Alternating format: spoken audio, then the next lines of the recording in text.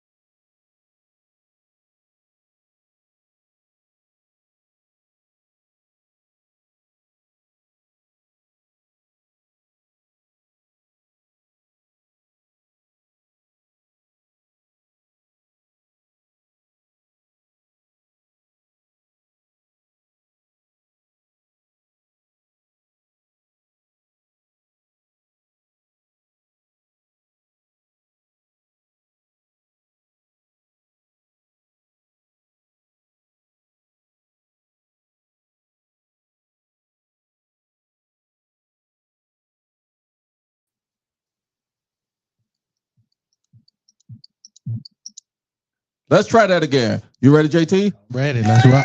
Clap it up there. Let's go. Let's go. Let's go. We're looking at ourselves over there. Yes. Because to the stage.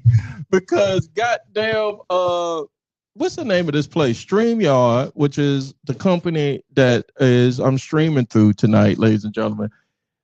It then gave me two options to stream. One is a landscape, and then the other is high vertical. There we go. I'm used to this. This is the better one. Okay, this is the better one. Welcome, ladies and gentlemen.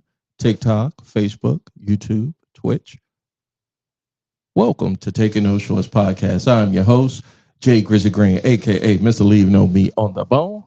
Exactly. AKA Wanda Son. Exactly. Let me turn that up a little bit. Hold on. They ain't giving my mom enough name. Put some respect on her name. Wanda Son. Exactly. Thank you. Jenna's grandson. Exactly. Ladies and gentlemen, welcome. Make sure you like, share, and subscribe anywhere where you find your favorite podcast. This is Taking No Shorts. Where you can find your favorite podcast, Facebook, YouTube, and Twitch is the live stream. We are here for episode 117. I got to get to the bottom of the intro because I think I said it the last time, the bandwidth is too strong. Let me get to my guest tonight, ladies and gentlemen. He is the host of a new podcast, up and coming podcast coming out called the Silent Journey Podcast. Exactly. He is a football coach of, what you want to say the name of the team? Yeah, Glen League Lions. Baby. All right, the Glen League Lions. Pee-wees, right? 10 and under. 10 U. Exactly. All right. Get off of my, who is it? Delete you, because you're saying some crazy shit. Hi, whoever you are, sir. And then last but not least, he's an alumni of Legacy Internet Radio. Ladies and gentlemen, a friend of mine, and hopefully he'll be a friend of you, Mr. 3375. I see you. You bust out the shades. You brought out the shades tonight. It's like, yo, we got when you know you're gonna be on camera. Hey, you gotta be right. You got to be right. Gotta be right. So let me give everybody the background before we jump into the episode, right? The pod. So this podcast was recorded about 2 weeks ago? 2 weeks ago. 2 weeks ago. I told 3375, I say, yo, man, I went and did the edits. I had some transferable things I had to do.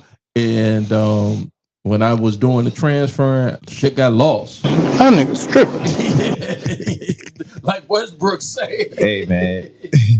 And I called him up and he was like, Life be lifing. yeah, man. Life be life. He was like, it's all right, bro. It's all good. Things It's all happen, good, man. So, Things happening. and so I re-extended the invite to reshoot it, and now it's not pre-recorded. We are live. We are out live tonight. to the universe. And like I said, I never pass up an opportunity to hang out with my brother, man. Thank you, So, man. so Thank you. You're too kind. You're too kind. you know, so But yeah, welcome, man. How you doing? I'm good, man. You shot an episode last night, didn't you? It's at an You episode. on a worldwide press tour. So actually, additionally to my podcast, I'm the co-host of From Prison to Promise too. So Exactly. from 7 to 8 on 101 The Fam. So you can catch me and my co-host Sonia. Well, I'm her co-host, so I don't want her to be You like, see how you try to do Yeah. something. I don't want her to be like, it ain't your show, it's my show. You the co-host, my man. Yeah. Shout out to Sonia Yes, shout out Childs, to her, the man. host of From Prison to Promise. The invite at least came to me tonight. You know, I owe you, sister. So I'm coming through. You know, as soon as you want to have me, definitely. 3375. The Silent Journey. Yes. What? How did you even come up with that name? So it's interesting because when you're trying to figure out names for just names in general, everything is taken. Everything is taken. Not for the everything. You for the use most- chat beat. You the use chat things that I GPT. wanted. Oh, The things you that I want- wanted. Okay. You know, Uh-huh. but to give you a little background on everything. So this show is going to be based on giving men a safe space to talk. We ain't never have a safe space before. Hey, no. I just did therapy today. No, And I found out, nigga, no, you ain't got no safe space to go. No. Bullshit. A bullshit. Therapy is good. You know, men deal with stuff, but a lot of times you just need other men just to know you're not alone in the world.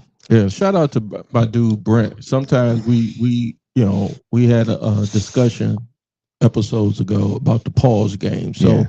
when I still play the pause game. Mhm. Not that I'm what they call it against I'm homo what? I don't know, but I sometimes I say pause. Like I was making the clip of the last clip, right? Yeah. Had no disrespect to Luther Vandross, because I love Luther Vandross. Luther. You know? Luther with an F. Yeah, with an F. I love Luther Vandross, but the way I clipped it out, you was like, and for the ladies. You saw her joke. Yeah. It was dope. It was dope. Thank you. It was It was dope. like, for the ladies, I got something for y'all. Yes. And I was just like, look, my super homoerotic ass was like, and yeah, I want to be that for the men. I want to be that for the men. And then I come in with the Luther Vandross. Yeah. I should have said pause off of all that, for real. I should have said pause off of all that, for real. But no, Silent Journey, man. You came up with the title. How'd you come up with that title? Oh, because a lot of men, we suffer in silence. Mm. You know, because a lot of men, especially in that generation, we was taught to just handle your business, suck it up, be men, and just keep going. And sometimes a lot of times it's men breaking point because they don't show their emotions. They don't let it out. So that's why the Silent Journey came about. Yeah. I can think of plenty of times. We were talking about just the football coaching aspect, how we came up in the football game. You're a football coach, 10-year-old. 10-year-olds. And when we came up as Gen Xers, you did. Exactly. Yeah. If you got caught slacking on anything, You got yelled at. you got verbally abused. Verbally is what the abused. word. Verbally abused. Yeah, is the word. Verbally abused. They say in 2025. You you had to take it. You had to take it. As a Suck it up. child, you had to take Suck it that up. what they call trauma now. Yep. You know, It ain't no crime. there ain't no It crying. ain't no crime. In football. Suck it up. Yeah, take it. Matter of fact, tell your mama. Right. Okay. Exactly. My case in point. by our generation, how many times you gonna got a whipping? Your mom, your dad, your grandma, or whatever done tow your butt up, you crying, and they say the word "shut up" before I give you something to cry for. To cry for. Hey, you hold that shit in, because you do not want another whip of that lash. You don't want no more smoke. You don't want no more smoke. Because if that goddamn tree branch come across your ass again, right? And thank God, 33, I never got. The only time I got a whooping, my dad gave me a whooping because sister, I love you. I punched my sister in the eye, gave her a raccoon black eye because she stuck her finger in my peanut butter and jelly sandwich. And when I was in the 5th grade or 4th grade, so I was 11 or 10, and she was 2 years younger than me, so she was either 9, and deservedly so. I deserved that ass whooping. The ass whooping was so bad that my daddy couldn't whoop me at home. He had to take me to my grandma's house. Oh, wow. Yeah, wow. Because the ladies in my family, I grew up in a family full of a lot of women. Yeah. House full of women, as you can tell.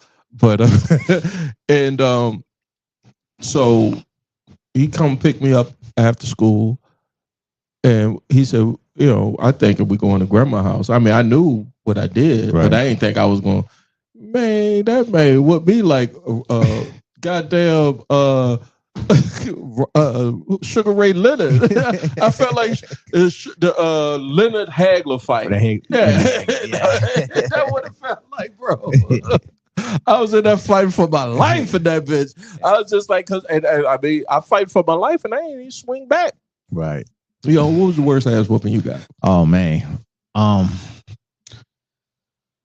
I think I'm gonna give you two. One was one day my mom was cleaning up and I kept jumping over the vacuum cleaner. I don't know what I was playing. I was just playing in the house. Jeff. Let's just say you deserve this ass whooping. Yeah. Just for that. Okay. Yeah. She said it one time. Don't jump across this vacuum cleaner no more. She's still vacuuming. I'm going to test. I'm the middle child, so I'm going to test it. You were double dutching with that shit. Jump in mid-air. My mama caught me in mid-air with the vacuum cleaner. Boom. She hit me. I hit the wall. I put a hole in the wall. She hit me. That nigga's tripping.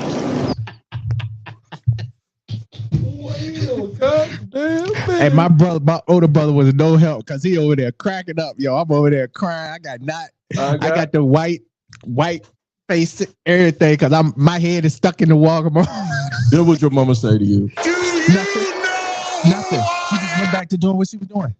After she whooped you, after she hit you for a home run. Yep.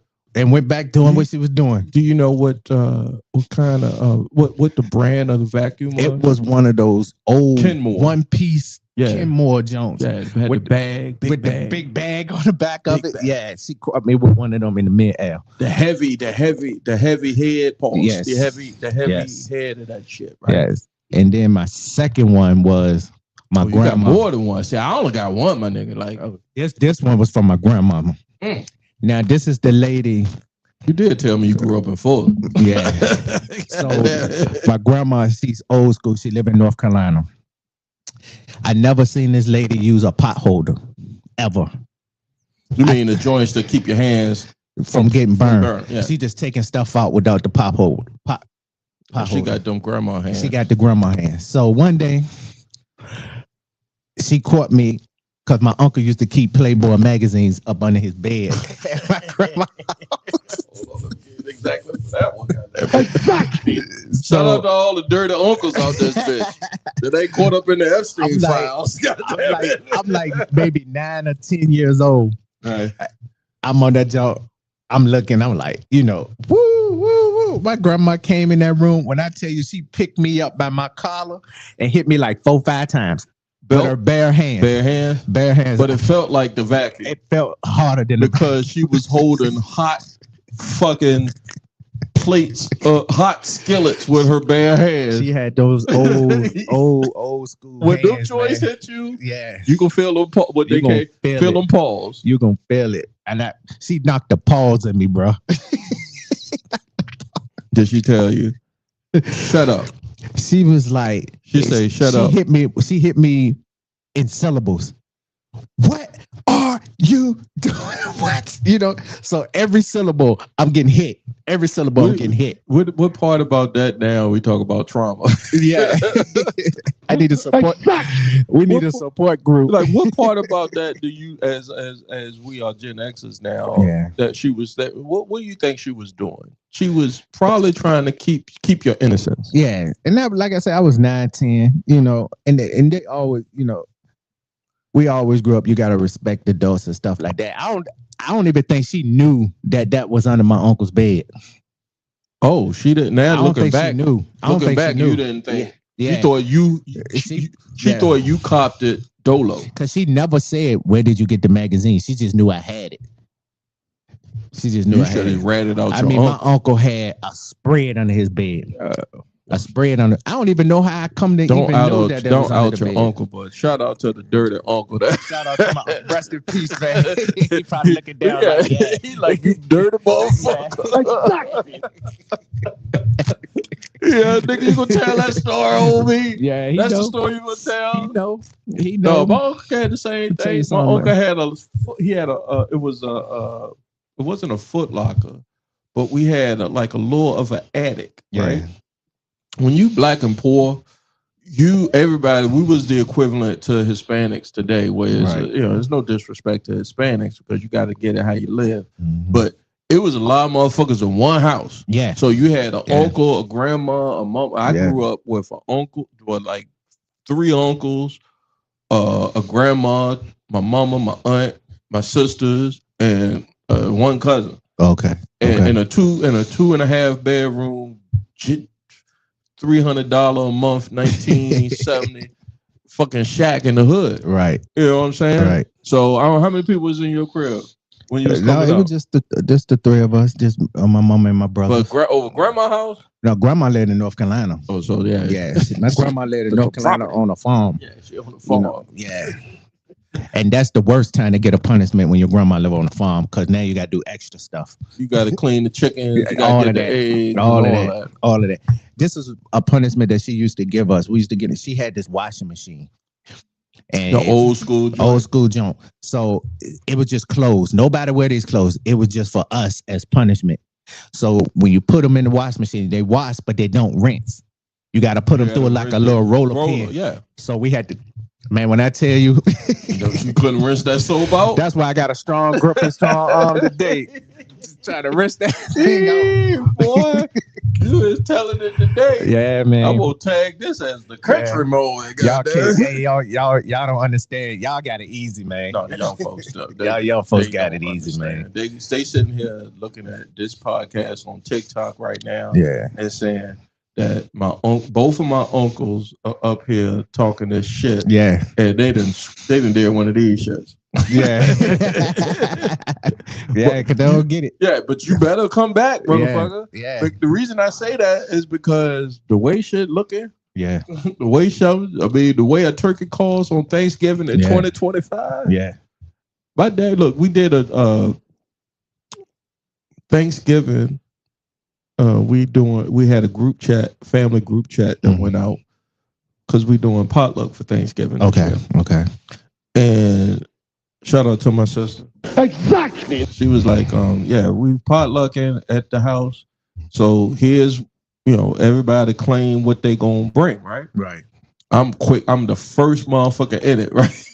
Because I don't want to be left with bringing what you call utensils, right? Or plastic, or napkins. Whoever, look, let me look directly into the camera with this. If you in a pot, not a work potluck is different. Fuck them people. If you're in a close personal family or familial or potluck, and you click that you bring in plasticware, paper towels, or paper plates, you is what we call back in the day a hog uncle fucker. Right. Exactly. Like you a bitch ass motherfucker. Like you ain't bringing no food, but you bring it all. Yeah, right. Somebody let one of them youngins do that. But if you got the means, so anyway, I get in there, I say, all right, First thing in the list, turkey. Right. So, and it says 2 turkeys. So I go in and I click on the turkey. Yeah. Did it come up? Yeah, it did. It did. All right. Mm-hmm. So I click on the turkey, and then I go to the grocery store the next day. I had to go get some, do some quickly, pick up some little things. Mm. And I just so happened to be in the poultry aisle and looked at the turkeys. No. That nigga's tripping. Ooh, wait. Yeah. That's I had to finance that turkey. Yeah, man. Goddamn, this turkey is $34. Yeah, that's bad. Like, we was in the day and gonna get 4 pack. Chicken wing. No, crushed soda. Okay. Crushed soda. Yeah. $14. Yeah, I'm gonna tell you. $14. Let's both tell the audience. That's your TikTok camera. That's Facebook, YouTube, and Twitch cam. Hey, if the whole this call for the thing, niggas right. God, we rip this shit up. Riot. Yeah, we finna. I know, and now look at me. Yeah. Look at JT. I mean, 33.75. Right? I want to eat. Yeah. No, I ain't saying that, but like, I'm saying like we are Gen Xers in a means to where we could, don't do that. Yeah, y'all asking for trouble because these young people, ain't for that. They ain't built. They ain't built like that. They ain't built like that. They definitely ain't built. They will ski mask the shit out of your shit. Tell you something. These you unplug the Wi-Fi in your house, and these young kids go. You get Wi-Fi tag. So that's what they do with the Wi-Fi. What you think they gonna do when they can't get no chicken wings? Exactly. Couldn't get to it fast enough, but right. What you think they're gonna do? Exactly. If they can, if you cut the Wi-Fi off. I remember when in 2003. Remember that hurricane? Yes. What was it, Isabel?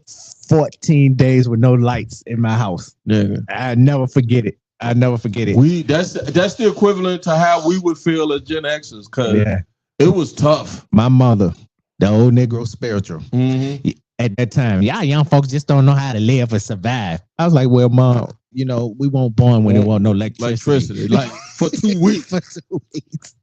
She was like, get a cat. My mama's built for the apocalypse. Talking got 2-3 lanterns. I don't even she got Hold on. Say that word again. Lantern. No, nigga, that's not lantern. Lantern. Same thing. Oh my God. Oh my God. This nigga came on the podcast and say lantern red. Yes. Y'all get them in the comments. Yes, get me in the comments. Go ahead. Hey, one thing you can know about Mr. 3375, I don't pronounce all my words right. You say lantern. Yes. Go ahead, sir. Yeah. So mama say yes, the oil one. The oil one. Yeah. The well she got like 5 of them jumps. She's built for the apocalypse. I'm telling you. Yeah, that's crazy. I'm telling you. We had flashlights. I had to go get cook the batteries for the flashlights. Even had what they call a transistor, like the rate. Like I had an old transistor. Yeah. Because it was no no electricity. Yeah. So whatever was playing on the television, you couldn't see it. So I was big into talk radio in this space. Yeah. But, Jim Rome, goddamn Howard Stern, shit like that. Yeah. Back in 2003, how could I hear this shit? Right. Oh, I got to go listen to it on the radio. On the radio. And it ain't no playback. No, you got to catch it. You got to catch it. I was walking through Bird Park like this. Yeah. Like Ray Charles, nigga couldn't see. When I say y'all got it easy, y'all got it easy. Y'all can catch everything, playback, everything. No on demand back in the that's 22 years ago. Let me tell you something. A lot of these kids don't know nothing about the 8-track. No, you had to hit the button to skip it. If you wanted to skip a track, you couldn't. You couldn't. No. So you had to let that shit rock. You had to listen to the whole thing. So when that song over, you got to play the whole thing to hear it back. So yeah. I mean, I know we sound like some old niggas, but there's something to say about it. Hey, there's something to say about because we now have an appreciation for if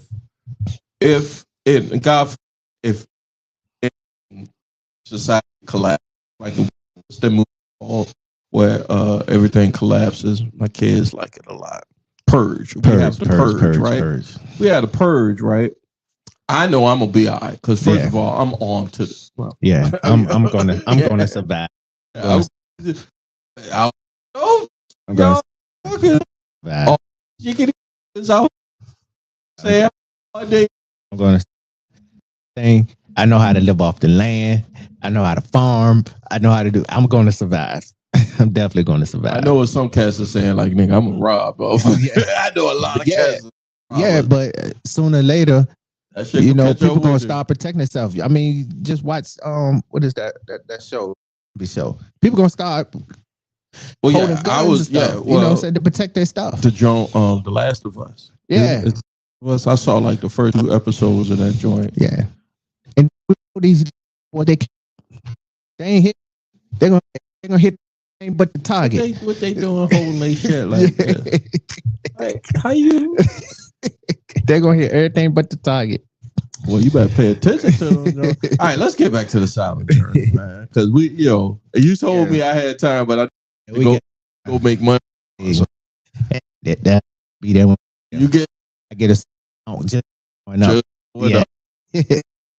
But yeah, the podcast is gonna be based around my brothers, my men, my young men. Get your face to, we just talk about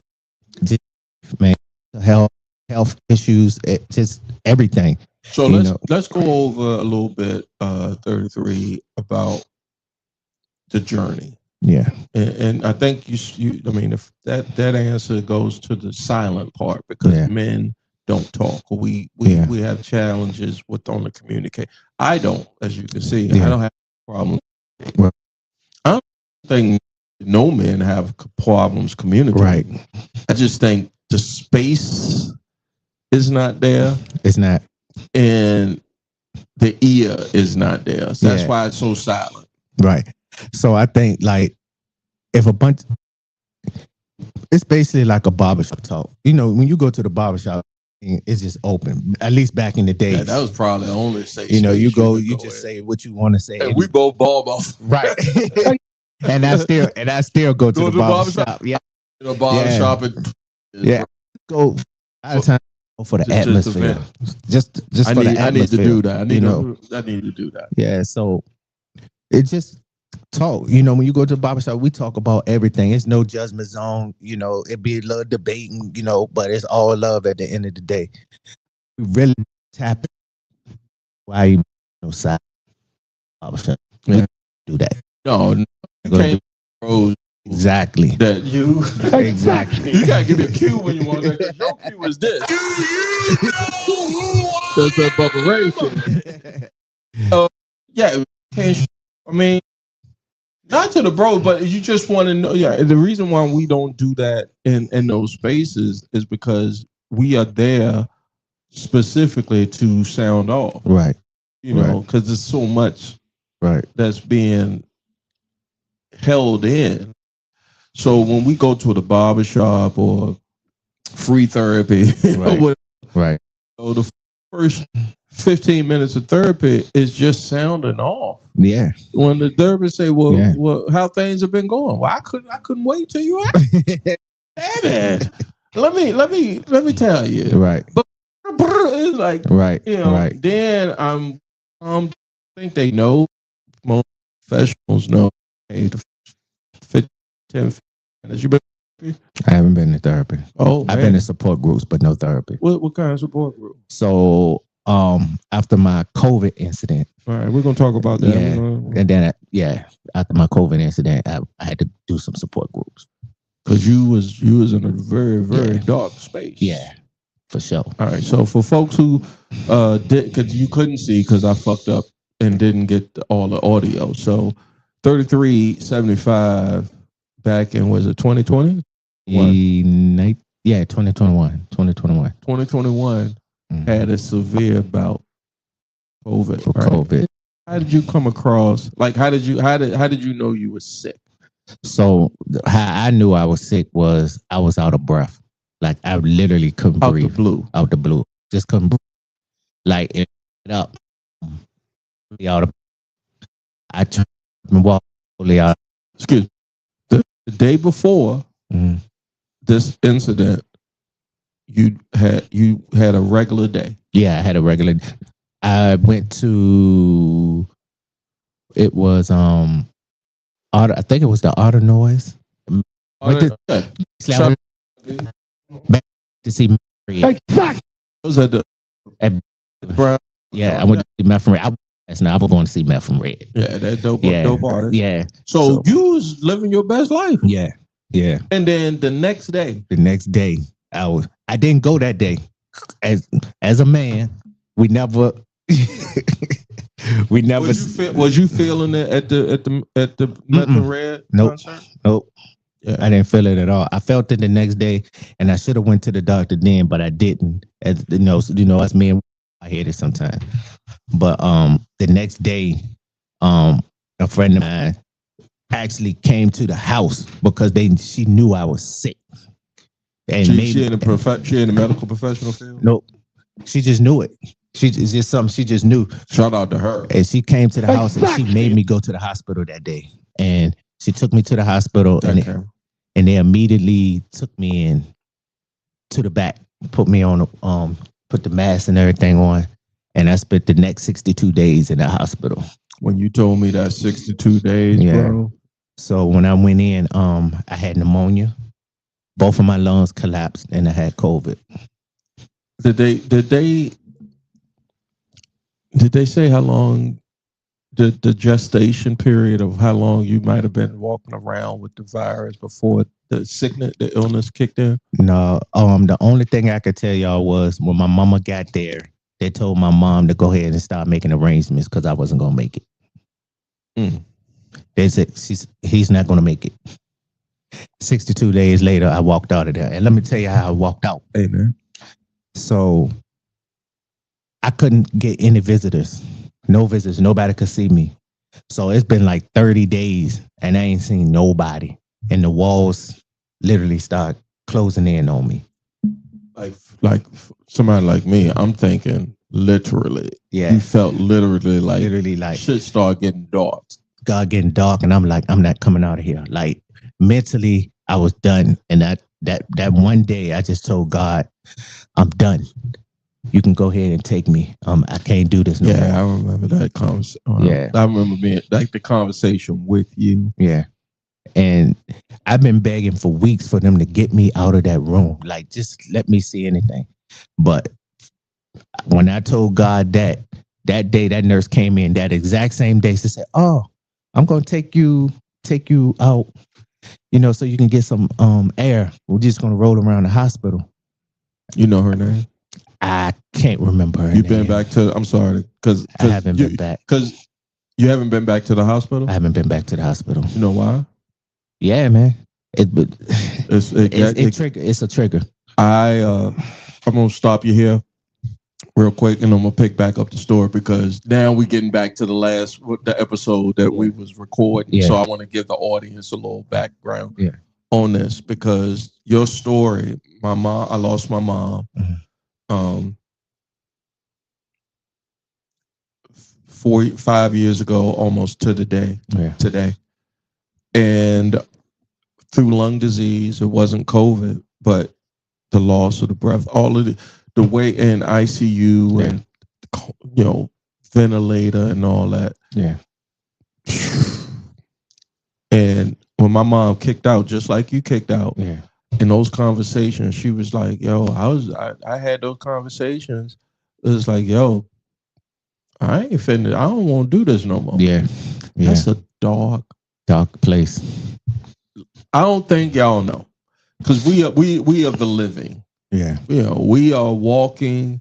We woke up this morning, feet touch solid ground, breathing in air, feeling some kind of way. Whether excuse me.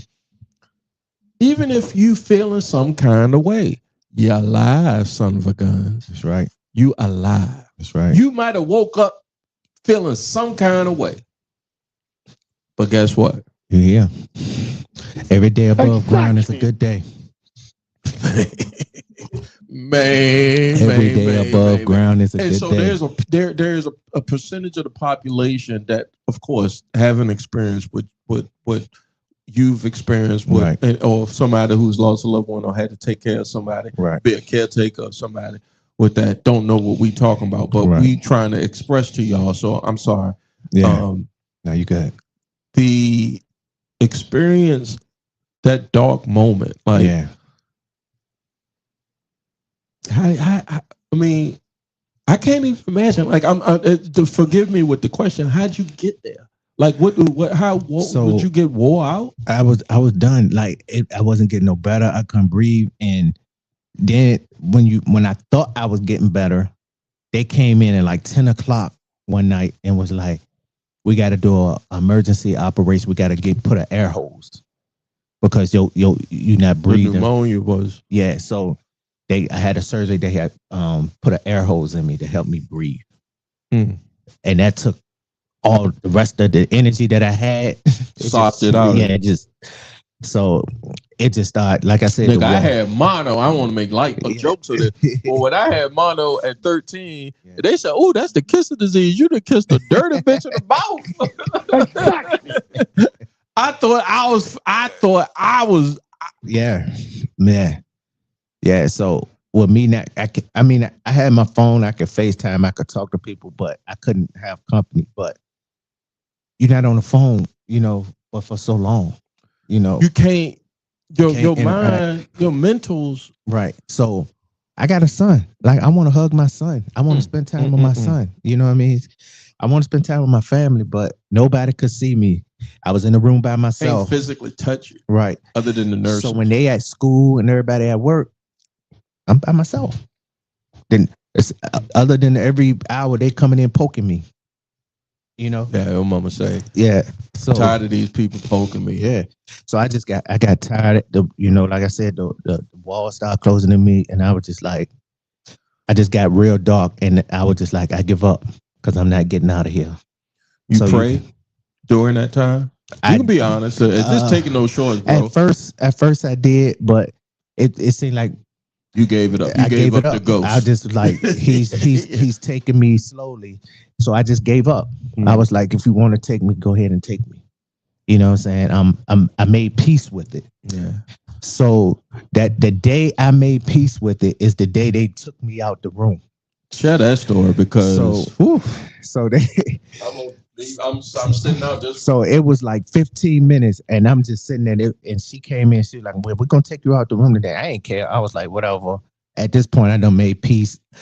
God gonna take me at some point in time soon. And she took me out of the room and took me into another room. So the room that I went into, when she opened the door, it was my whole football team. My son, the coach, they had just won the championship. And they came to the hospital, brought me the trophy. And when I tell y'all, I had the ugliest cry I ever want to see. It's definitely pictures out there because I ain't had no haircut. My hair don't grow right here, right? So I had the George Jefferson. If y'all got 33, 75 pictures of that day, send them to Taking Them Shorts podcast. Yeah, I'm gonna send them to you. I had the George Jefferson look going on. I had the ugly cry, but my son, the head coach, all of them was right there. And at that moment, I just felt like, okay, your time is not up. I felt God brought me out of that situation. Was like, okay, you sat down long enough. Now it's time for you to wheel yourself home. And then when they left and I got back to the room, it was time for me to wheel myself up out of the hospital. So the next probably 3-4 weeks, I was gone. I was at home, and I did, come home on oxygen for about a year, but I winged myself off. And I remember I was telling somebody you were going to be a guest tonight on the live stream, and I was like, he's a friend of mine that I know from Legacy Internet Radio. So shout out to Legacy Internet Radio. Legacy. And I remember you was on like my social media heavy, like not like on it, like you was stalking a nigga. Right. But I would see you. Right. I would see you interacting with the kids, your team, your football team, your son. I was just like, yo, that's my nigga. You know what I'm saying? Right. And then disappeared. Yep. And I was just like, and then the next thing I saw you was in a what they call them? I call them skivvies. Cause your ass be all out in the hospital. It's like ass out gown. Yeah. You know? Yeah. And the caption said everything. And I was so, I mean, this the whole in me. I was so shocked, but I couldn't even say anything, bro. I was so like fucked up about that shit. Yeah. The whole face. Yeah, I was so crazy. That's and let me go back because folks got short the internet especially because y'all some short term memory motherfuckers. Like y'all forget, like when that COVID came through, that was serious business. But I do not forget all you sucker ass son of a guns out here talking about it ain't real or you know I ain't gonna do this or I ain't gonna do that or it's this and this that or whatever. I don't if you watch and Taking No Shorts podcast, God bless you. Thank you. I appreciate this. But one of the things I don't take no shorts with is I don't do no sucker shit. I don't sit there and tolerate no sucker shit when it comes to real stuff. This is he is an example of something that literally happened, but folks out here talking about it's a hoax. Right. And let me tell you how strong this thing is, because I know a lot of y'all there probably saying, oh, you should have took the shot. You should have took the shot. Yeah, I took the shot. I took the shot. I guess my better judgment, because I don't take shots, but I took that one. Look, I walked in that joint with my mama to take them. 2 months later, I was in the hospital. Yeah. On his unalive bed. Yeah. You know what I'm saying? Like, that's crazy. But I'm so happy that you was on the 2.5 count. Yeah. Kicked out of that joint. Kicked out of it. So that goes back to the other question about the support group. Mm-hmm. So I kept the oxygen tank. I always kept it by my bed once I weaned myself off. But I was paying $25 a month for it to be the oxygen. Yeah. Well, they gotta make some money, man. Don't be hating on the motherfuckers that so giving I was us like, air. They charging niggas for air now. So I was like, I'm not even using it no more. You know, because it really was a crutch. It really was a crutch. Well, because it was easy. I know. Yeah, so it's easy to put. If you wean off of it, it kind of. So it was just sitting there. So if I felt like I'd just throw it on, you know what I'm saying? Because I was just scared. But I was like, I don't need this thing. I'm going to get rid of it. So I called them. They came to pick it up. The next day, I went to work and went to one of my customer houses. And he answered the door with that oxygen tank on. And I totally relapsed. I couldn't breathe. It hit you. Breathe. Yeah, it hit me. I couldn't breathe. So I knew it was an issue that I had to go somewhere. I had to talk to somebody. I don't know. I'm a theatrical guy. So it's you ever see those TV or movies where you have those throwback moments where you go back in time? Yeah. So as you're telling this story, I'm going back in time and I'm remembering after my mom came out of a 2.5 month coma. Yeah. And she loved her coffee. Yeah. And we would go to her appointments and we was going to Wawa. Okay. Wawa on Midlothian and Boulders Parkway. I ain't no Southside dude. I'm West End cat. So when she said that, I say, right. I did one of these jokes. I said, what? Where we going? Right. But she had the tank. Yeah. You know, had the little she had one in a roller and then one in the backpack. Okay. And I hope I'm not triggering. No, you good. You good? You good.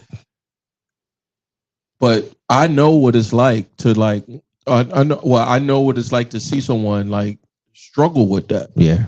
Because she got out the car and I was like, you sure you don't want to turn this up? She was like, nah, I just want to go in there, get me a cup of coffee, and a sandwich. Yeah. You know.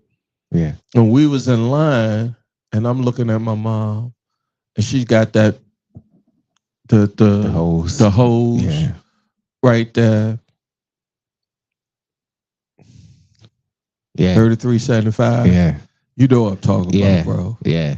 I mean, I got the whole handicap sticker and everything. Yeah, handicap sticker. Like I'm walking in the store, and then you get these people just looking at you like you got a disease. You got a problem, yeah, right? And I'm just like, it was crazy. It was crazy. Oh, I can't. I'm finna cry, man. Yeah, like that junk didn't even make me want to come out the house. I was like, people think I'm contagious. You know what I mean? Like, yeah, it was bad.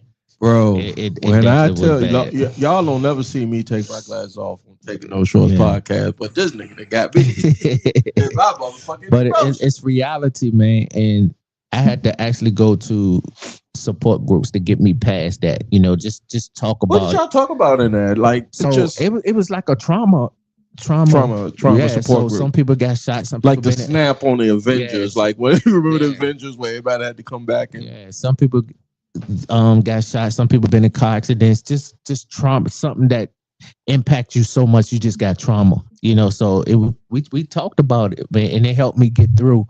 It helped me get through probably the next 2-3 months after that incident. That to the point where now I deliver to a pulmonary building, and that's where they got support groups in that. No, but at my job. Oh, you see the people that are on the oxygen. It don't affect me as much as it did because now I see it on a daily basis. Let's give a round of applause for a support group. Yeah. Let's just do that. Whether it's 12 steps, whether it's grief. Trust me, nigga. I I might be falling off the wagon right now. Yeah, trust me, you know, when you're going through stuff like that, man, when I tell you, you know, I got the best friends and family in the world. Amen. Let me tell you something. I know they always say you find out who your true friends are when you're at your lowest point. When I tell you all of them came through, man. When I tell you all of them came through, you need that, man. And we speak on the Huberts. On the what? On the Hubert. What's the Hubert? Huberts. Doug. Yvette. Oh, Herberts. The Herberts. I always call them Huberts. That's what I call them. Yeah, that's what I call them. The Herberts. Yes. I'm cracking up. I'm like, yo, did he hit my weed before he got hit? Nah, I hit the weed. But I always call them that. They never correct me, so that's why I be calling them. Yeah. That's crazy. I forgot I'm the only one to call them that. Yeah, that's crazy.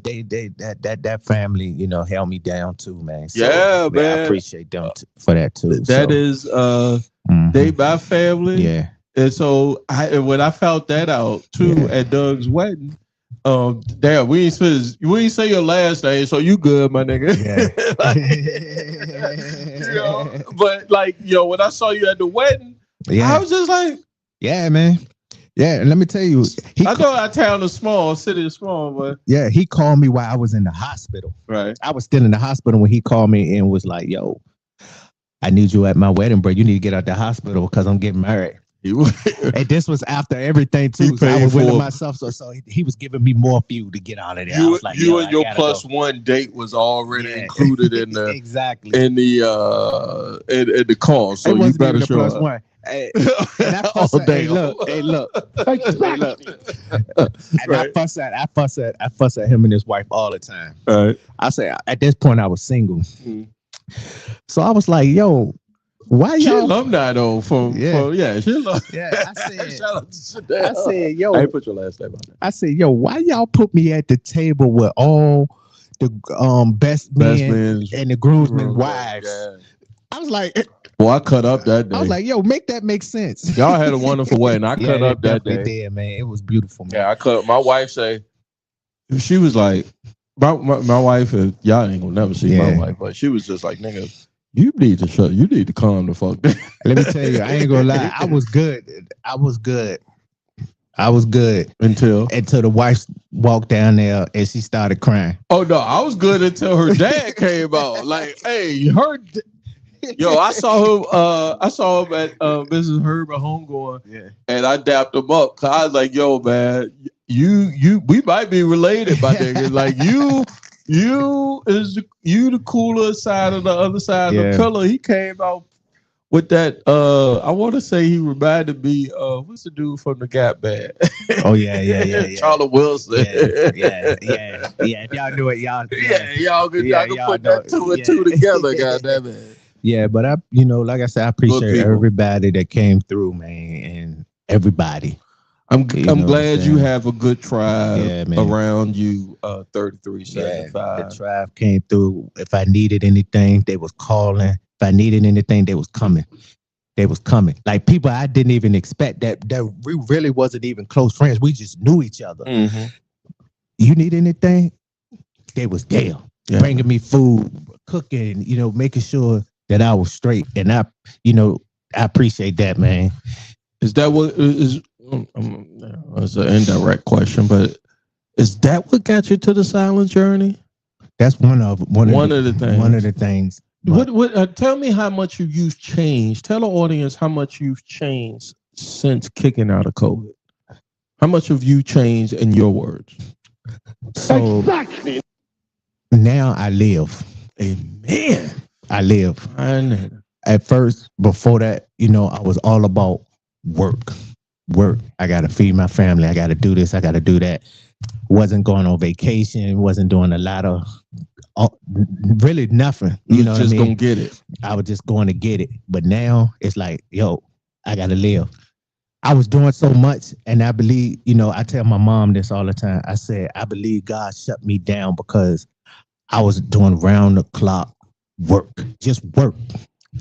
Won't living, won't doing anything, just round the clock, just work. You think? Work. You think?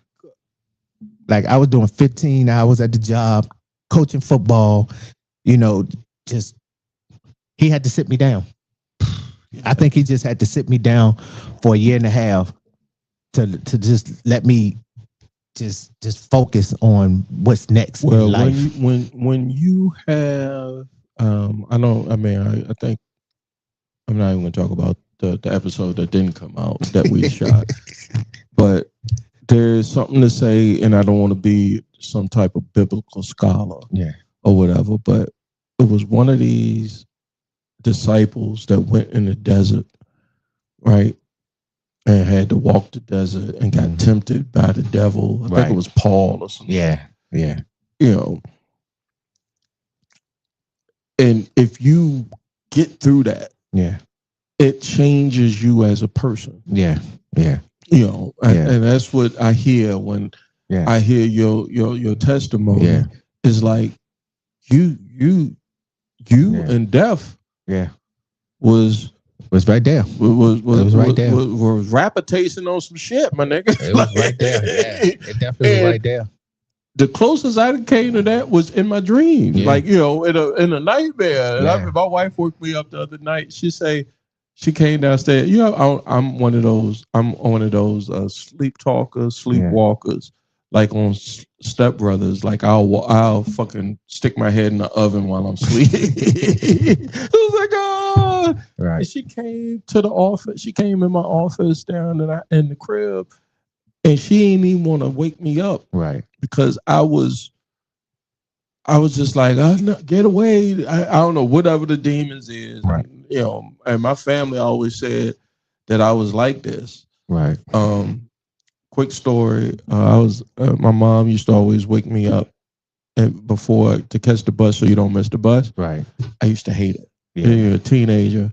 Don't wake me up. Let me get as much sleep as I can. Yeah. I sleep to the last minute. To the last minute. Yeah. And one day they say mom woke me up and I jumped the whole flight of stairs, about 15 stairs in one step. Oh, wow. Drawers on, socks, and was out on Meadow Street in the West End at 7:30 in the morning. Wow. Because I don't know because some psychologist, psychiatrist, please describe to me what the fuck that was. Man, That's crazy. Yeah, bro. I That's was crazy. outside at 16, 17 in the middle of the street. Yeah. First thing in the morning because my mom woke me up to catch the bus. Yeah. I don't know what state I was in. It might have been trauma. I don't know. Right. You know, working through it. Yeah. Because that trauma is real. It's And definitely real. we going to have a conversation here on the Silent Journeys podcast as form, you know, to where we can sit around as just men and just talk about some of the shit, especially Gen X, man. I don't, because it's not to disparage our kids or the Z's or anything like that, because y'all got a whole different ball of shit to deal with. Yeah. With the AI coming out and the you know, the way social media that affected y'all brain. Yeah. I'm in this forum and I'm in this space, but it's for me. It's for us. It's a lot of negative stuff out there. Definitely a lot of negative stuff. Yeah. You told me you was like y'all was on Prison of Promise, which is when do y'all every shoot? Thursday at 7 p.m. 101 the Fam, right? 101 the Fam. Y'all talked about the Chicago situation. Yeah, the Chicago situation. Oh, I ain't talk about that shit. All I saw a half a second of that. Yeah. And I no. I didn't watch the video. I just read what happened because I was like, I never watched fight videos on the internet. I just think I did go through. I ain't gonna lie. About 2014, 2013, I did a little bit of the World Star. You know, but I grew up. I mean, I don't know if that's called growth, but it's got to be called growth. I was out of that shit. I was like, yo, y'all, what y'all fighting for? Yeah, that whole situation was crazy, but you know, they gonna handle it. I hope so. I mean, it's sad that the young folks, I mean, the parents. Yeah. Because now we're the age where the parents are our kids. Yeah. Because usually, you know, when I see situations that happen in other states and other cities, I be like, man, that's crazy, but that don't concern me because I got a lot going on in my city. You need to worry about my city. I always say charity begins in the home. It was just that incident, man. I was like, what? That could have been because it was elementary school kids.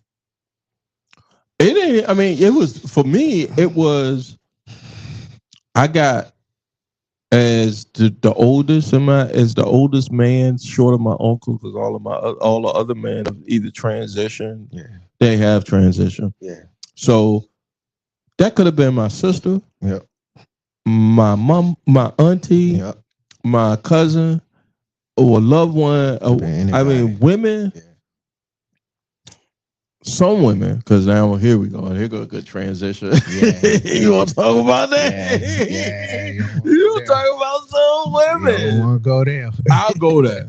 I know you will. But some women want to knuckle up. God damn it. All the time. Yeah, all the time. Yeah. And I'm going to tell you, if somebody like me, trust me, let me tell you what happened.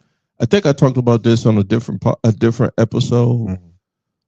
Because that incident, and I'll give y'all some background. The incident happened where a young lady, I ain't gonna call her young, but we had smoke. We had beef, and I apparently I must have said something that she didn't like, and she definitely swole up on me, and I was just like, yeah, I'm not the one, right? The two.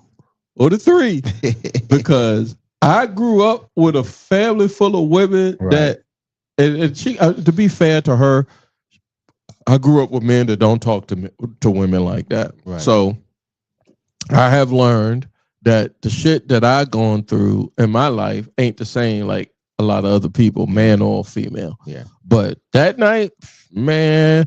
And I found out a mutual homeboy. I was like, "Yo, man, you lucky she ain't come through and spray the joint." I was like, "She was about to go grab the gat, nigga." What? Yeah. All because. All right. So yeah, man. So some people, and it's not a sex thing. So some people overstep the boundaries. But here's what I say: you do not know who you talk to. Yeah. You never know. I'm guilty of it. I mean, I remember taking my wife out one time to a bar, and we having a great time. It was a date, like a bar date. Yeah. Like, sometimes you'd be like, oh, we want to be frisky. Yeah. Go to the bar, act like you don't know me. Yeah.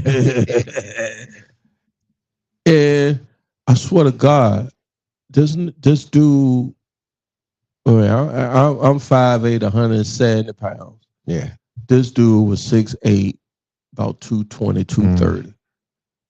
6'7", and he sounded like he just came home. Right.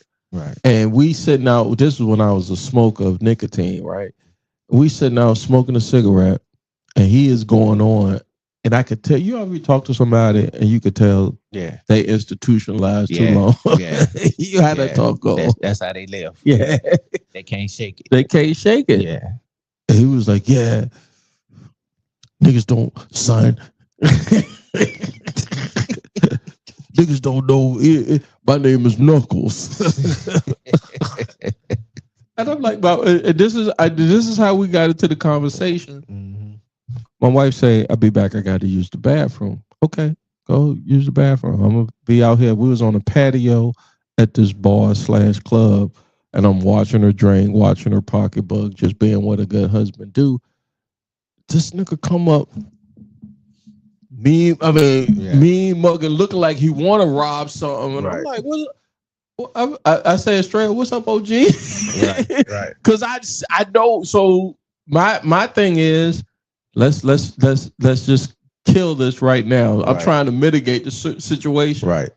Yeah, niggas don't know. B, like, I'll fucking shoot up this, and Henrico right there. I'll shoot up this whole shit. I like, yo. Oh, so he mad at somebody. He mad at somebody in the building. Yeah. So the first thing I said, who did it, bro? Yeah. Right. I'm sitting there reputation with the nigga. I was like, yo, please, honey, come out this thing so we go take our black ass home. Get away from this situation. Yeah. What's some black Gen X situations you say, hey, I need to go home? Yeah. You've been in a situation where you're like, yeah, it's time to go. Yeah. Give me an example. A lot. A lot. Come on, Fulton. It's been times, and my younger brother and his little homeboys can tell you, a couple of times we've been at some club back in the day, and they be having a ball, they be having fun, they getting it in, and I spoil it. I say, yo, it's time to go. What do you mean? Oh, like, you the one? Yeah, I'd be like, yo, it's time to go. And they'd be like, what? Because I sense it. I sense some stuff about to pop off. Something about to pop off. Somebody about to do something crazy. And you got the Negro 6'6". Yeah, and they always listen to me. And then they'll call me like, hey, man, I'm glad we left because guess what happened? They got the shooting, blah, blah, blah. I say, bullshit? Yeah, like, bro, it's time to go. Yeah. Well, I always had that sense, when trouble is coming, get up out of there before it even happens. And I can see two people that's beefing with each other, and I'm looking at them the whole night, and I'm just like, it's about to get ugly. It's time to go. Why the beef? Yeah, I don't even know what they beefing over. I asked the question why the beef only because I think because I'm Gen X and now, like we didn't seen it. We didn't. Ain't much we ain't seen, bro. Right. We done seen a lot. We done seen from the A to the Z. Exactly. Y'all don't understand like what we've been through. We've been through like 3 wars, right? Yeah, that's like 3 wars. Yeah. We went through a depression. Yeah. We went through stock market crashing. The first war I'm going through. I'm still at the wars, joint. The first Iraq war. Mm-hmm. I remember I was in college. Me and my roommate at the time won't be. That's how Big became my roommate. Gotcha. So shout out to Smurf. Smurf live out in Indonesia right now. Yeah. So he grew up in the military. His dad was like an army sergeant, drill sergeant, or some shit. And he grew up like, if you know military families. Yeah. Some of the Herbs are military families. Yeah. You don't fuck with the military, man. Yeah. Once you in there, you in there. You in there. It's almost like a gang, guys. Yeah, you in there. You are in there. And the first Gulf War happened, and want to say it was the fall of '90. Mm. I remember we went to. I was in college, and I went to the first TJ basketball game after we had our run, just to see what the squad would look like. That's just like after Verona might have won a state or the regional. Yeah. You go back the next year to see what the squad looked like. Everybody. Yeah, what we looking like this year. So I go back. I never forget that was at West End. No, that was my son, my oldest son, Herbert. Right. Was about. He might have been. That was the fall of '90. He might have been 18 months old. 18. So I'm like a 20-year-old with a year and a half old on my hip, sitting up in the box. Yeah. And my nigga Lil Willie was sitting beside me. Shout out to Lil Willie. Exactly. Lil Willie. And man, true West End legend. He's like, Jay. I'm like, what up, Will? And I was like, yeah, man, we're chilling. And the news broke that they was fighting and they invaded Kuwait or whatever. Right. I go back to the dorm room. I take my son back home to his mom's, and we go back to the dorm room. And my roommate is on Smurf. You was on 10, nigga. You was like, nigga, Smurf. You was bugging. I was just like, the big fuck. I mean, I wasn't too politically involved then. Right. I was like, fuck is the big deal? Right. He's like, you don't fucking understand. People are losing their lives. People, motherfuckers. Yeah. I was like, yo, relax. The next day, I mean, we almost got to scrapping. Right. Like, I could go into detail about how it was because he was just he was already an aggressive dude because he was just one of those. But I don't know what that is. They call that energy, but he was just a super aggressive dude. Right. And I was just like, oh man, relax. Like, but he ain't like how I talked about the military because I was just like, yo, them niggas signed up for that. Right. I mean, it's the truth. Like I ain't, I ain't on no GI Bill. Nigga, I'm in here trying to get it how I live. Yeah. Make a long story short. He was just like, yo, I don't fuck with you no more. I'm like, fuck. Bye, nigga. Bye. Like, we ended up being cool. We squashed it. Right. It was some small petty shit, but people underestimate how big that the military is when it comes to wars. That shit ain't no joke. Yeah. Like I said, we done seen a lot, man. And not just the wars, man. September 11th. You know what I mean? Yeah, that was crazy. We seen. I was driving across a white bridge. Yeah. Coming when the news broke. Yeah. I left work. I was working over Southside and came across the white bridge across the river. I'm on the bridge and I see a F-17. Pew. Wow. I said, nigga, play, I'm dead. Wow.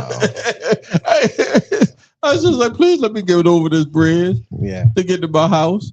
Because I'm dead. If they shoot whatever they shooting, if they pewing it, I'm pewing. I'm gone. Yeah. What was you? I was in Kentucky. Fort Knox. No. You ain't serve? Did you serve? Mm-mm. Okay. No, I was living out there, man.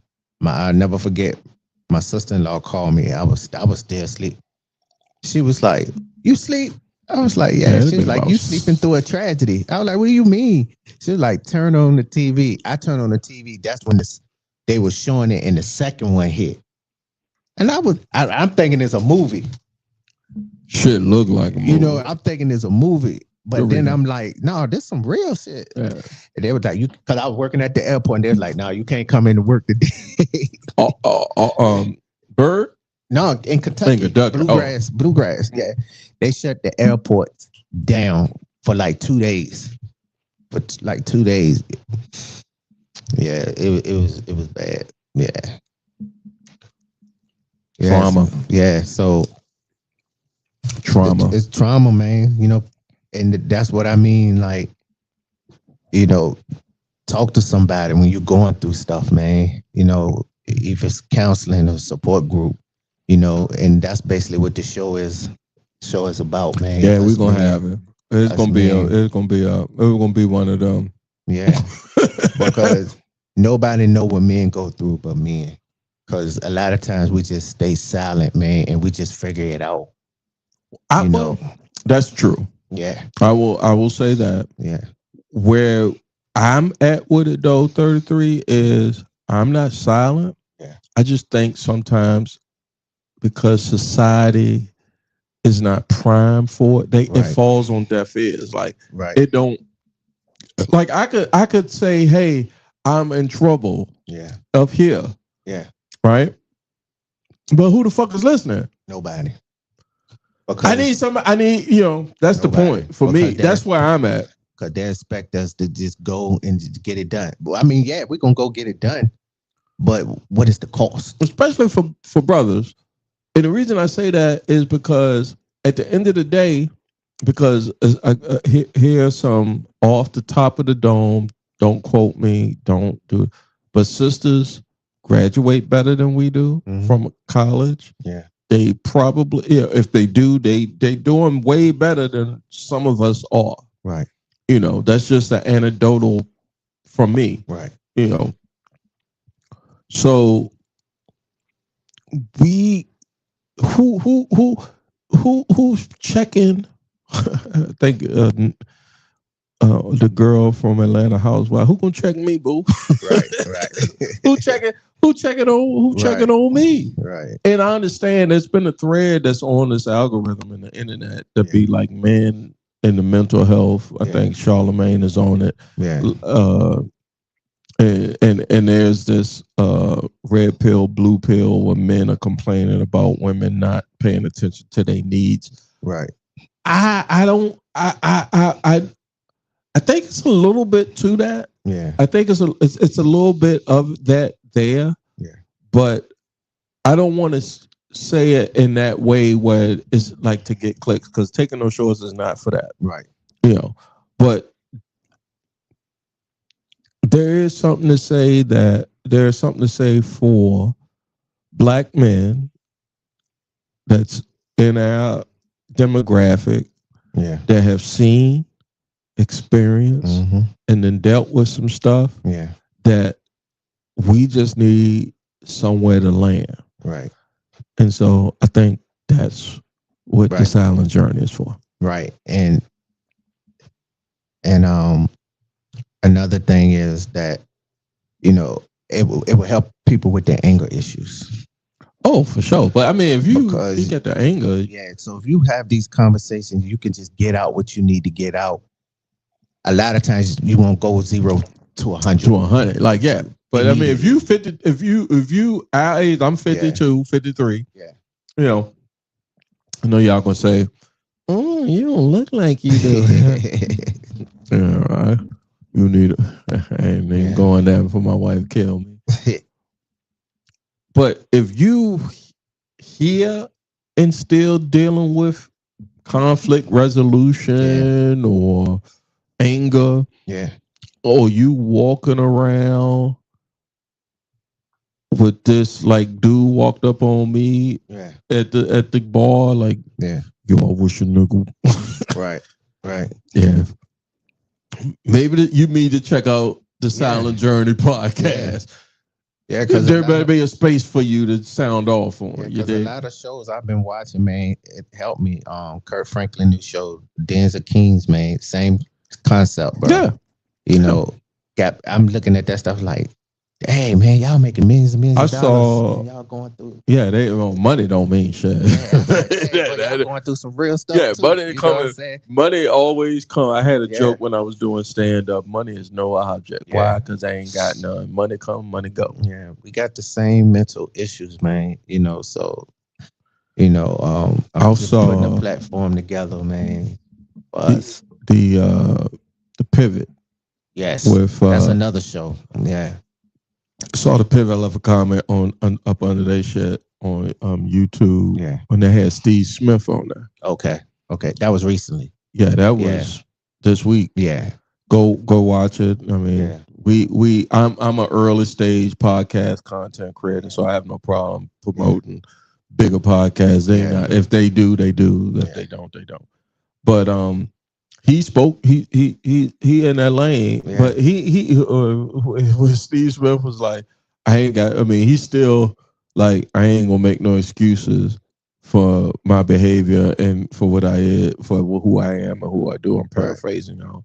But he was like, but yeah, I'm working through some shit. Yeah. You know, Yeah. I'm working through some shit. And the reason why I'm working through some shit is because I'm a black man in America at our age as a black Gen Xer or a black millennial dealing with trying to figure out my way in this thing. Yeah. And ain't no blueprint. Yeah. And I was even watching Denzel King's listening to Matt Barnes. He said he haven't cried in 30 years. Oh no, Matt! He said his mama passed. You know, he done had some people pass in his family. That's why he smoked so much goddamn weed. Things done happen. And even the game, because he was sitting next to the game at the table. So it was Matt Barnes, the game, Snoop, Big Boy, and Kurt Franklin. And they all was looking at him like 30 years, bro. He was like 30 years. And Deion Coles, he was there too. 30 years, man. That man said he ain't crying 30 years. Yeah, man. Y'all too rich to be not crying, nigga. God damn. But I pay a motherfucker just to watch me cry. But he kept it real. He was like, yo, we was all raised not to do it. Yeah. Not to do it. You know, just suffer in silence. Suffer in silence. That's how we was raised. I'm that suffering word is a tough one. Yeah. Yeah, that's a tough one. I ain't doing too much. I'm not gonna be a victim. But I will recognize that we grew up, especially I told the therapist one time, I say, poverty a motherfucker. Yeah. I'm gonna tell you, poverty, it ain't got to, you take these color lines out of it. Yeah. And even though we in America, it's hard to do that as a black man. Yeah. But if I was living in goddamn Timbuktu and I was poor and couldn't, my mama couldn't scratch 2 nickels together to feed us, you say you off the rip, you fucked up. Yeah. All right. Yeah. So to me, just Jay Grizzly Green, aka Mr. Leave No Meat on the Biz on your dig. Exactly. My take is taking no shorts. Hey, let's fix the poverty issue first. Y'all attempted it first in the 60s, but dude, you white folk ain't gonna let y'all do that. No. So there's got to be some way, but you got to get to the poverty issue first. Yeah. In my opinion. Yeah. Before you can get to the mental health issue. Yeah. Because ain't nothing. I'll give you a story. I probably told a story on plenty of podcasts over the whatever decades I've been doing this form. I remember in 1984 or 5. I was 12 or 13 years old. We were so poor, we had a kerosene. It was all these people live in my house, if y'all go back to the early episodes, right? So we didn't have no heat. Gotcha. And we had a hot plate. We had no heat. Yeah. And we had no electricity. Oh, we had electricity because we had to have a hot plate. Right. But we didn't have no gas. Right. So you couldn't cook food on a stove. Right. You had a kerosene heater. You have a kerosene heater before? Yeah. Yeah. Kerosene stink. Smell like, I'll get ready to say, your house smell like gas all day. The 1884, 85 was the Michael Jackson Thriller era, right? Yes. My uncle had a leather jacket. It wasn't a Michael Jackson jacket, by the way. This is Gen X story too. Yeah, you laugh at 33. He had a members only. It was a members only. Shout out to the members only jacket. Man. Exactly. Woo, let's give a round of applause for that. Let's bring that back. Shout out to Uncle Keith. I think it was Keith. I think it was your jacket, and you didn't wear it that day, or it was an old jacket, you can't fit it no more, and you passed it down. We had hand-me-down. Yeah, for sure. And I decided I wanted to be fly in middle school that day. in 1984, 85. I think I want to say it's 85. And I would go with a jacket. With I had 3 pair of Lee jeans. I had 1 pair of fake Lees, 2 pair, and then 2 pair of real Lees. Gotcha. That was designer jeans. I had a white, he had colored Lees back there. I keep forgetting, bro. Go ahead, get in it. Get in it, 33. That nigga stripping. You talking about Lees? I had some tough skins. No, the tough skins was the damn elementary school joints, right? You had the patches in the knees and shit. Yeah. I was in middle school, so I was like, yo, I got to upgrade, mama. I can't wear no tough skins to middle school. These niggas is lighting me. Tony Scott is lighting me up at the goddamn bus stop. You know what I'm saying? And I say I'm on either I might have snuck the jacket on, but I had my Run DMC fit on. Gotcha. Had my Run DMC fit on. And we it was 6th grade. So 6th grade is 84 for me, or 84, 85. And we in English class. And one of the cute little girls that was behind me, we were sat in rows. Yeah. She sat behind me, and I come into class. She was already sitting down. I come in class. I sit down. I guess my ass win quarter or my jacket win quarter. Right. And she said, "Ooh, somebody smell like gas." Oh yeah, because that kerosene stuff getting your clothes. Yeah. Yeah. Oh. Do you know how embarrassed I was? Because I knew she was talking about me, and that kerosene was in the jacket. Yeah, it gets in the jacket. Yeah, that's a leather jacket. Yeah, I thought I was fly. Yeah, but everything gets in the leather jacket and the suede jacket. Yeah, everything gets in that. Yeah, I thought I was fly as shit. You couldn't tell. I thought I was Houdini that day. Goddamn it. You couldn't tell me shit, but she brought me back down to earth. And I swear to God, if I had a heart on, I went limp that day. Yeah. So I'm just getting the audience to see, like, that's how poverty can fuck with people. Yeah. Like, she probably ain't had, she ain't never smelt that a day in her life, probably. Just ain't no. You know? Yeah.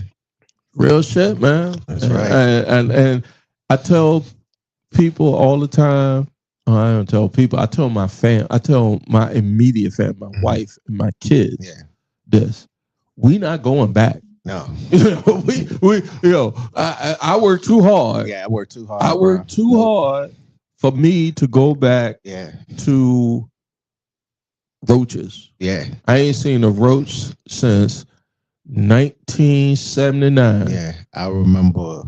In the Kick cereal, the Wick Kick cereal. Yeah. And I remember we was living in Laverna Manor, which is now what they call it now, across from the fairgrounds. Essex. Yeah, it's called we lived in Essex Village. Yeah, Essex. I think they changed the name, but yeah. They changed it again? Yeah, I think they changed it, but we y'all know the Richmond niggas know what I'm talking about. But we black folks, we still call it what it used to be. Yeah. Well, okay, I'm in touch. Well, many times, Woodcroft. Yeah. Goddamn. That's what it's called. Shit. Y'all can call it what you want, but when I came up, when I went to go see my cousin, we was with the Woodcroft nigga. And we pulled that goddamn Kick cereal, which was Wick. Yeah. And y'all was cutting food stamps left and right, but 40 years ago. Let me tell y'all something. With the food stamps, y'all don't know about going to the grocery store with the paper food stamps. Them brown $1 joints. Nigga. Well, get a whole thing of bologna with that shit. Man, y'all don't understand. You ain't want nobody to see you with that shit, but you got. Nigga, I stood in line. Your mama send you to the store with the book. Hey, man. Go get it. You did not want to be seen with that, man. I'm not going back with. I'm not doing that. I did. I stood in Siegel's on Carey and Meadow Street or the AMP. God, Jesus, I'm old because don't nobody know what AMP is other than motherfuckers up It north. was an AMP. Was it AMP on Williamsburg Road? It was on Where that AMP on church- Williamsburg Where that church is, right? in Derby Town. Yeah. Yeah, we definitely telling that rich man Yeah, age man. now, but yes, sir. You had to eat. Had to damn eat, it, man. And that's, I mean, I guess if especially for the TikTokers,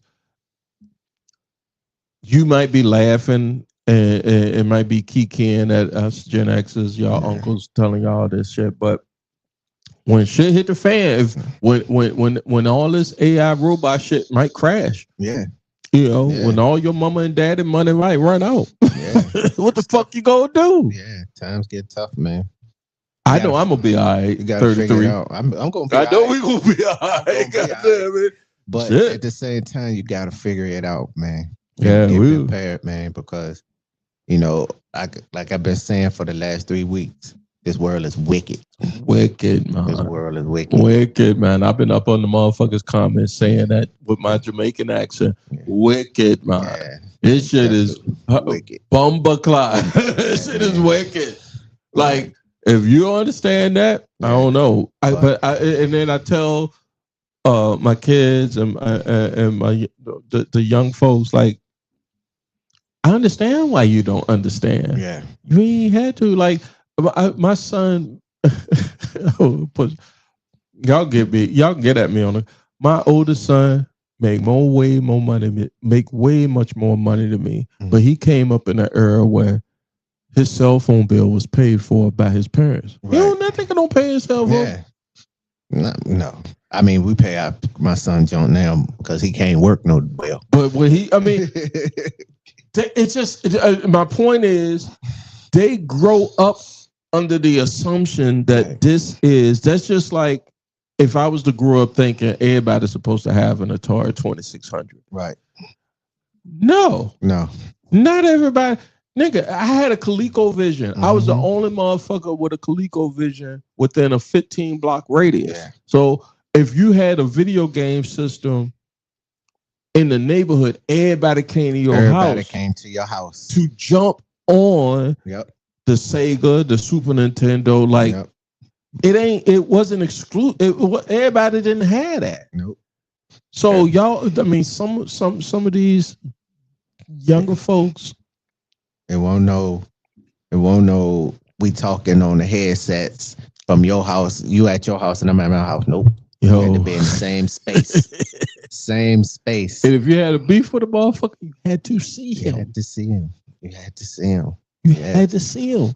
Yes. You're not gonna take my lunch money today. You're not getting my chocolate milk, nigga. I want my chocolate milk, so I got to do something about it. Yep.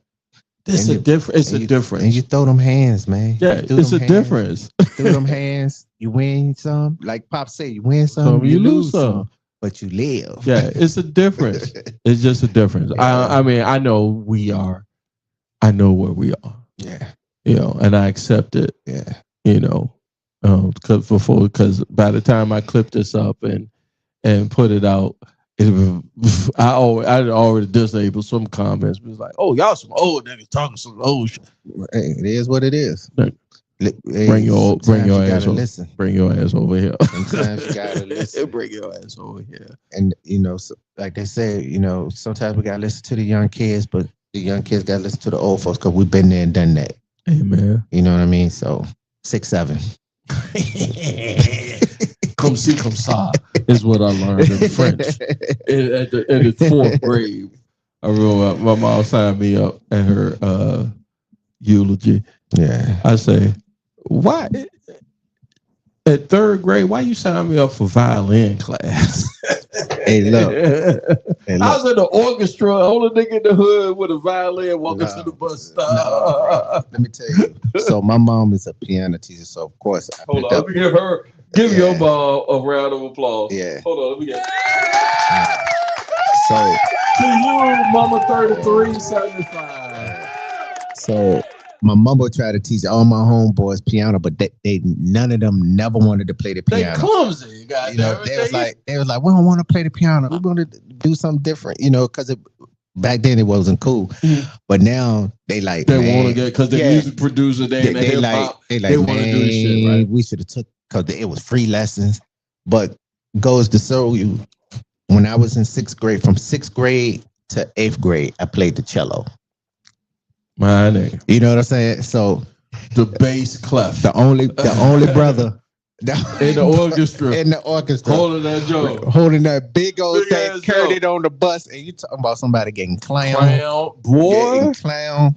No, I fuck with you 3375. but we had to have tough skin. You know what I'm saying? Tough skin. Hey, guess what? You clown me, I'm gonna clown you back. I'm gonna find something. We got to scrap. We gonna scrap. But you not gonna sit there and say you got the best of me. Nigga. You know. Yeah. So I definitely would carry that big old John around. I ain't care. First chair cello. Eventually. Yeah, we might have to have a concert up in this bitch. I was first chair violin. Yeah, had a goddamn concert at the 6th Street Marketplace. Yeah, by the time I got to the 8th grade, for sure.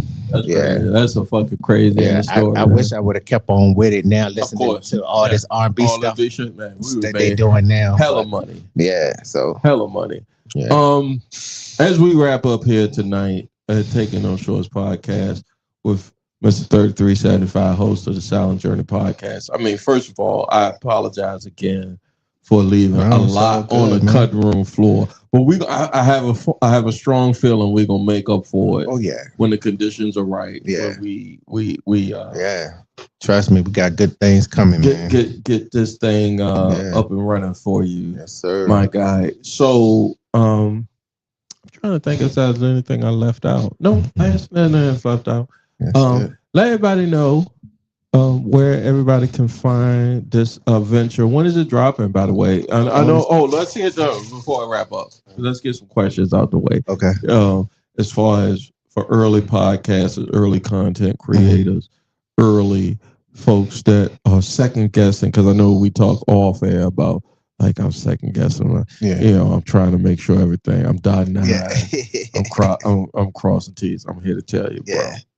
You're going to do that. Oh, yeah. You're going to do it. Yeah. So go ahead. I mean, honestly, we are independent radio or podcast. And I'm trying to say legacy internet radio, alumni, where independence is the key. Right.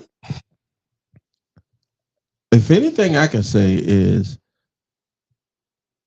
once you get your legs, you want to have as much control over your content as possible. Right. Yeah. Right. You don't. I mean, if you was to ask me, I don't think,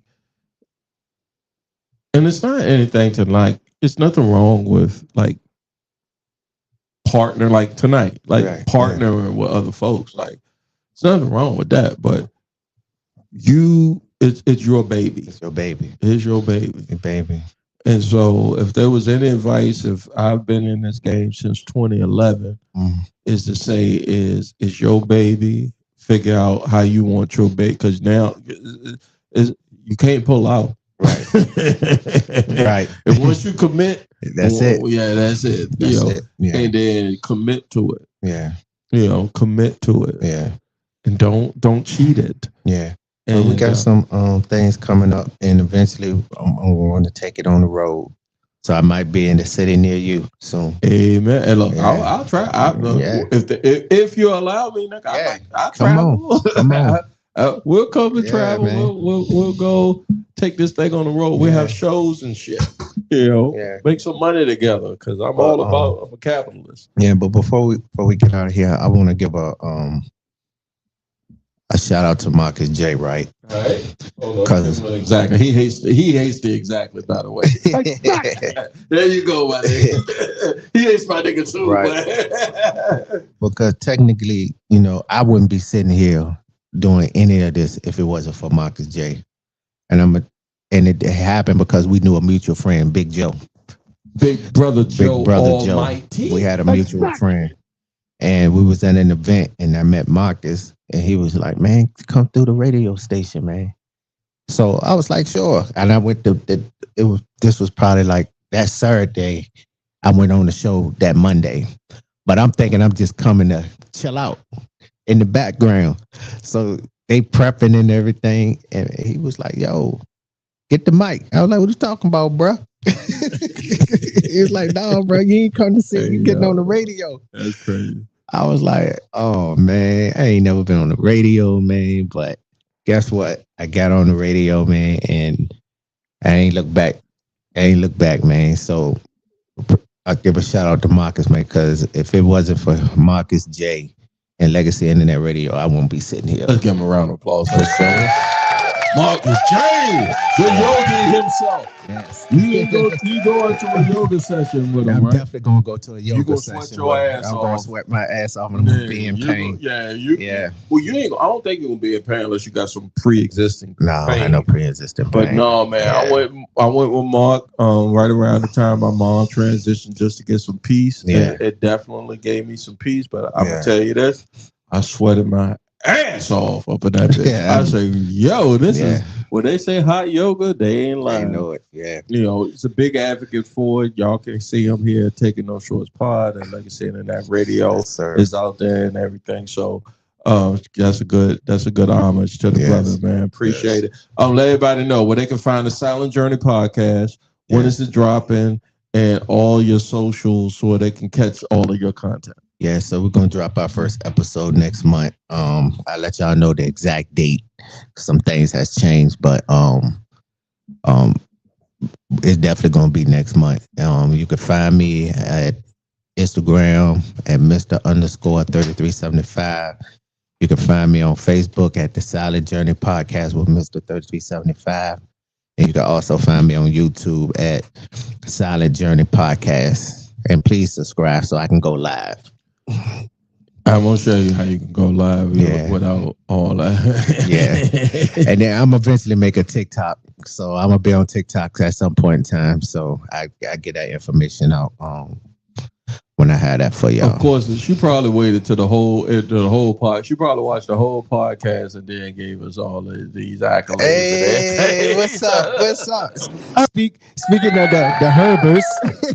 No, tell her what you call them. The Hubers. Yeah, you know what you call her. Shout out. Speaking of the Herbers, hey. To the sister. Yes. My sister, Yvette. Appreciate you. I love you. I tell you that anytime I see it. Thanksgiving next week. Favorite Thanksgiving dish. Yeah. Your favorite Thanksgiving dish? Macaroni and cheese. Ooh, I can't eat that. I can't eat that in my Gen X. Because I don't eat turkey. So what, man? Yeah, I don't eat turkey. I don't eat turkey. What about sweet potato pie? I eat sweet potato pie, but I don't eat yams. So I don't eat turkey. I don't eat yams. How long this been going on? And cranberry sauce. Y'all get at them in the comments. I don't eat none of that. I'm gonna make sure I clip this part out. Nigga. Y'all gonna take my black card. It's all good. Yeah. Can you please, first of all, explain to the world? I don't like the taste of it. From the beginning. Your mama can testify to that. Yeah, she'll tell you. Like if I do eat the turkey, it'd be the turkey, the turkey wing, but I won't eat the breast or none of that. I don't like none of that stuff. And yams just taste horrible to me. Yeah, yams just taste, and cranberry sauce tastes horrible to me. I don't like it. Okay, you ain't lose your brother card with me. You always be my brother, but goddamn. You give me this nice old macaroni and cheese and some ham or something. I don't eat pork no more. You do a light Thanksgiving dinner. No, I eat a lot. You eat a lot of macaroni and cheese. Macaroni and cheese, yeah, for sure. You know what I'm saying? You got a lot of cheese up in this bitch. Yeah. I forgot the lady there. I think it's Auntie Fee. Yeah. She do the cooking. Yeah. Got a lot of Look at all this cheese up in this bitch. Yes. What she say. God, I'm gonna answer my own question. I like everything except for I like everything for Thanksgiving. It's Christmas fruitcake. Oh, man, I love fruitcake, man. People don't like. I'm like, how y'all don't like fruitcake, man? Let me tell you something. I make the strongest with that rum in it. Oh my God, nigga, you. Look, we got to have you come back. Just say he like fruitcake. I love the fruitcake. Pause first. Oh my God. Yeah, but 33.75. yeah, Boy. she make it with strong rum too. So I eat rum cake. Yeah, but no, she put rum in her. My aunt, she put rum in her fruit cake. I'd be tipsy after I her eat name that Auntie thing. Fee. No, it ain't Auntie Fee. God damn. But she definitely put a lot of rum in her fruit cake. That's how I was introduced to it because my whole family they put rum in their fruit cake. Yeah, I get the rum in the cake, but not the fruit cake though. Yeah, the fruit cake. Yeah, that's crazy. And I for Thanksgiving I can't come without the Jello shots. Oh, before we go, yeah, because and since he hit us up, so I had a crazy ass conversation with a dude who is a Cowgirl fan. Last night, my nigga. We go. Oh my God. Here we go. I don't look.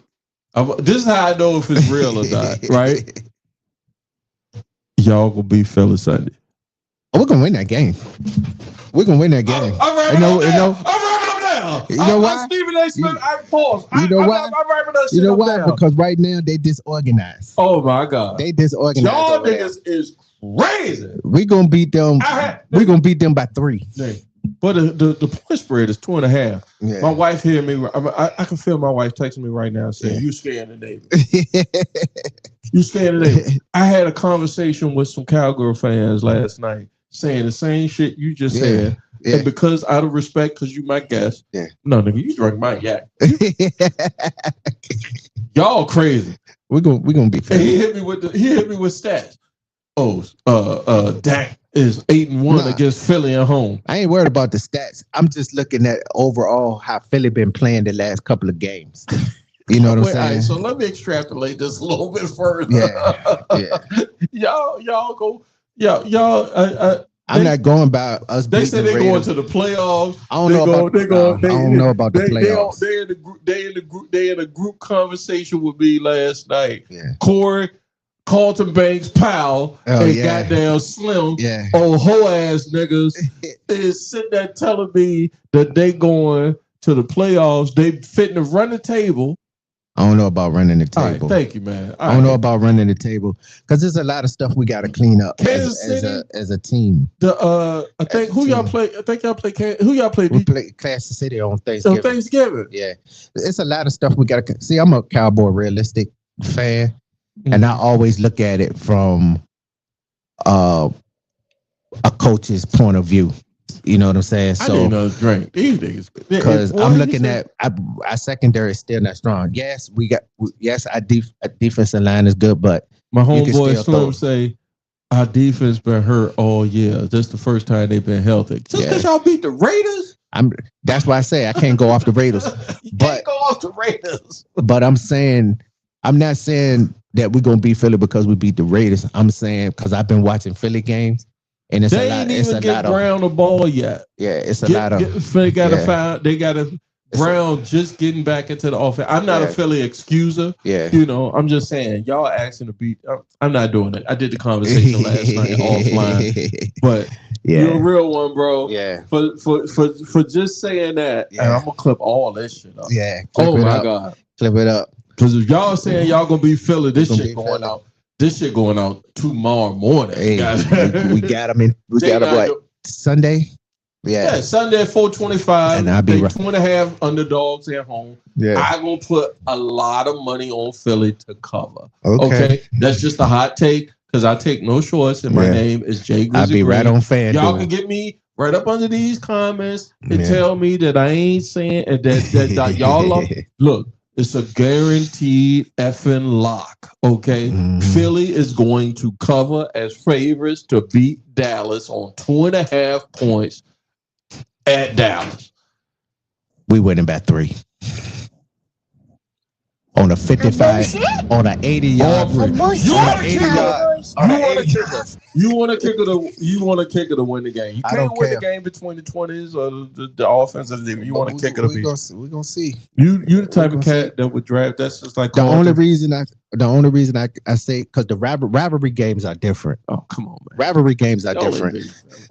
I don't care. I'll At make least in the NFC East, I don't care what they I'm gonna record tag is. every Each team nigga come- I know in Philly Yeah, under this post. I'm yeah, tag them. Tag them. They know me. They know. They know. They know.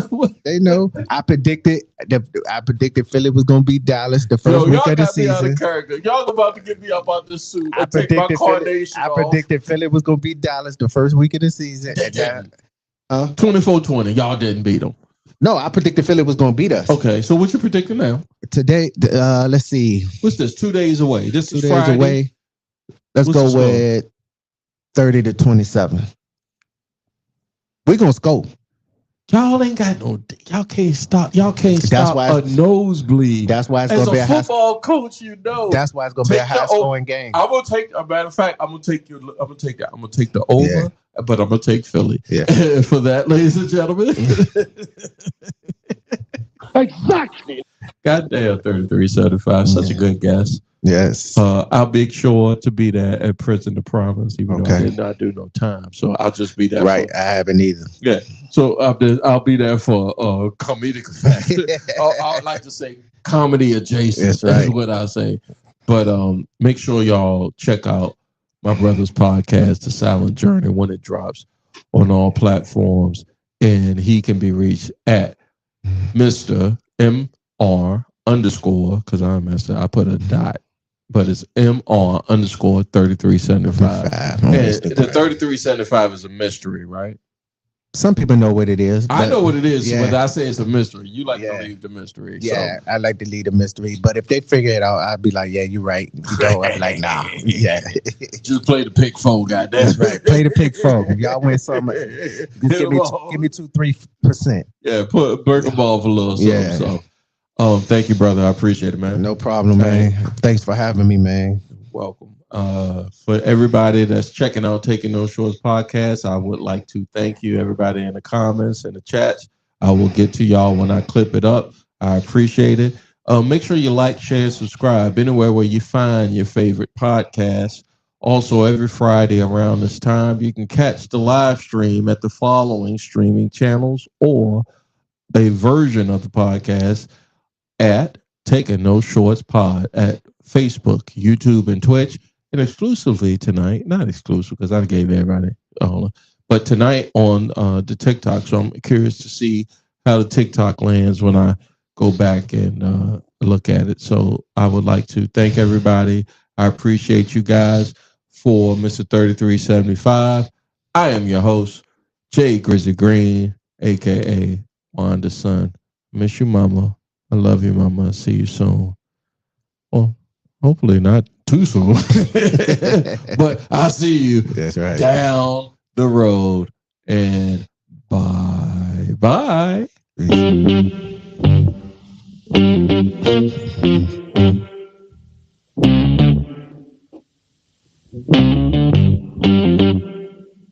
We talking about practice, not a game, not a game, not a game. We talking about practice. Y'all gotta talk. We all gotta be quiet. You're talking to the Rolex wearing, diamond ring wearing, kid stealing, woo, wheeling dealing, limousine right. I'm a man. I'm 40. And now your host, Taking No Shorts podcast, Jay Grizzly.